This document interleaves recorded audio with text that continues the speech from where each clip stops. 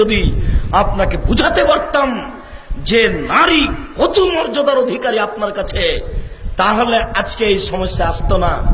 সম্মানিত উপস্থিতি, হাকিম ইবনে হিজাম আল কুশাইরি তার পিতা থেকে বর্ণনা করেন। তার পিতা বলেন, আমি আল্লাহ রাসূলকে জিজ্ঞাসা করলাম, আল্লাহ রাসূল, মা হাক্কু যাওজু আহাদিন আলাইহি, মা হাক্কু যাওজু আহাদিন আলাইহি, আমাদের স্ত্রীরা আমাদের কাছে কি হক রাখে? আল্লাহর নবী, আমাদের স্ত্রীরা আমাদের কাছে কি হক রাখে? তখন আল্লাহ রাসূল বললেন, শোনো, আতে মুহাম্মদ তাইমতা, তুমি যা খাচ্ছ তা খাওয়াবে। দেখেন তার মর্যাদা। দুই, ফাকসুহা মাক্তাসাইতা, তুমি যে মানের কাপড় পরছো সে মানের পরাবে। তিন, ওলা তুকাব্বে, কখনো কটু কথা বলো না।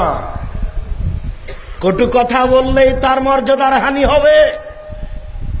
তরকারি জ্বলে গেলে গালি দেওয়া তো বহু দূরের কথা, ভাতে তরকারিতে লবণ বেশি হলে গালি দেওয়া তো বহু দূরের কথা। ওই সময়তে আপনি তরকারিতে লবণ বেশি হয়েছে এই কথাই বলতে পাবেন না। এটাকে আল্লাহ রাসূল বন্ধ করে রেখেছেন। তিনি বলেছেন, আবু হুরায়রা রাদিয়াল্লাহু তাআলা আনহু বলেন, মা বা রাসূলুল্লাহ সাল্লাল্লাহু আলাইহি ওয়াসাল্লাম তামানকাত্ত ইনিস্তাও আকালাহু ওয়া ইন কারাহু তারাকাহু। আল্লাহ রাসূল জিন্দেগিতে কোনোদিন কোনো খাদ্যের নিন্দা করেননি। খেতে বসে যদি ভালো লেগেছে খেয়ে ফেলেছেন, যদি ভালো লাগেনি ছেড়ে দিয়েছেন, মন্তব্য করেননি। স্ত্রীকে গালি দেওয়া তো দূরের কথা, কটু কথা বললেন কেন? শুনুন, জিন্দেগিতে কোনোদিন স্ত্রীকে তিনটা কথা বলবেন না। এক, কখনো বলবেন না তোমার রং কালো। একবার রং কালো বললে অন্তত 10 বছর আপনাকে ভালোবাসতে পারবে না। কখনো বলবেন না যে তোমার ঠোঁট মোটা। এরকম একবার বললে তার ভালোবাসা আপনার থেকে বের হয়ে গেছে, তার থেকে এটা বের হয়ে গেছে। কখনো শ্বশুর শাশুড়িকে গালি দিবেন না। একবার যদি শ্বশুর শাশুড়িকে গালি দেন, মরা পর্যন্ত এটা ওরা ভুলবে না, আপনাকে আর ভালোবাসতে পারবে না। ভালোবাসা জানালে ওই আপনি যে তার বাপ মাকে গালি দিয়েছেন ওটা তার অন্তরে আঘাত করবে। খুব সাবধান। আল্লাহ রাসূল সাল্লাল্লাহু আলাইহি ওয়াসাল্লাম বলছেন, তাকে কটু কথা বলো না।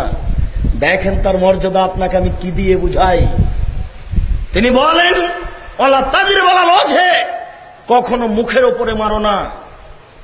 5, ওয়ালা তাহাজুর ইল্লা ফিল বাইতে, বাড়ি ছাড়া তাকে কোথাও থাকতে দিও না, কোথায় যেতে দিও না। যেতে দিলে, থাকতে দিলে তার মর্যাদার হানি হবে। আপনি কি মারা গেছেন? না আপনার বড় ছেলে মারা গেছে, আপনার বউ বাজারে গেল মানে? আপনার স্ত্রী বাজারে যাবে কেন? কখন থেকে আপনি অন্ধকারে কাপুরুষ হয়ে গেছেন? খারাপ লাগে না? আপনি কি মারা গেছেন? আপনার বড় ছেলে কি মারা গেছে? সব কি কবরে চলে গেছে? তাকে বাজারে যেটা করতে হবে কেন? তার মর্যাদার হানি করলেন কেন? বউ হিসাবে নিয়ে এসেছেন, স্ত্রী হিসাবে।